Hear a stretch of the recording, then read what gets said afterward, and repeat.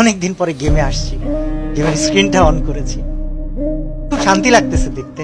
এবং একটা মজার বিষয় কি জানো, একটা সময় মনে হয় তো ভিউ পাইতেই হবে, একটা সময় মনে হয় তো টাকা কামাইতেই হবে, অনেক কিছু করতে হবে। এটা এখন কি মনে হয় জানো, এখন মনে হয় কিছু একটা করে যেতে হবে যেটার জন্য মানুষ আমাকে আজীবন মনে রাখবে। আগে অনেক কিছুতে ভয় পেতাম, আর এখন এখন জাস্ট একটা কথা বলি যে আগে ভয় পেতাম বা কাউকে থামাইতে হলে চিল্লা পাল্লা অনেক কিছু করতাম। এখন সবচেয়ে ধীর স্থির ভাবে, সবচেয়ে নরম কণ্ঠে, সবচাইতে ইফেক্টিভ কাজগুলা করে দেখাইতে চাই। আমার জন্য দোয়া করো, আমার সাথে থাইকো। আর বিশাল এমন মানুষ আমাকে প্রশ্ন করতেছে, কল দিতেছে যে ভাই আপনার চ্যানেলের 1800 ভিডিও কোথায় গেল?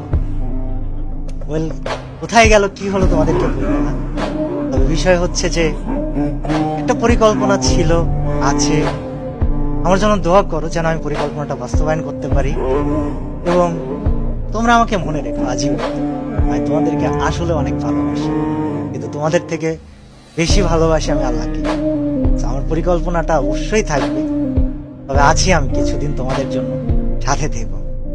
আর অফিসিয়ালদেরকে আমি বলবো, আপনারা যদি আমার এই ভিডিওটা দেখে থাকেন, আমাকে খারাপ ভাইবেন। আমি কমিউনিটি, গেম, এটা আমার কাছে খুবই ভালোবাসার জায়গা। আপনাদেরকে আমি অনেক সম্মান করি, অনেক রেসপেক্ট করি। আর আপনাদেরকে না দায়িত্ববান হতে হবে। অর্গানাইজার্স, আপনাদেরকে দায়িত্ববান হতে হবে। স্পোর্টস প্লেয়ার, তোমাদেরকেও দায়িত্ববান হতে হবে। এবং আমি নেতা হতে আসিনি, কিন্তু আমি সবাইকে সাথে নিয়ে কিছু পরিবর্তন করে যাবো ইনশাআল্লাহ। আমাকে অনেক অনেক জায়গা থেকে, আমি ফ্রি ফায়ার ক্রিয়েটর বলে অনেক সময় অনেক কথা বলা হয়েছে যে কি করতেছেন আপনি, হ্যান ত্যান সাত শত। তবে আমি ফ্রি ফায়ারকে সম্মানের জায়গায় রেখে তারপর ইনশাল্লাহ হারাই যেতে চাই। আল্লাহ হাফেজ সবাইকে, আবারও দেখা হবে।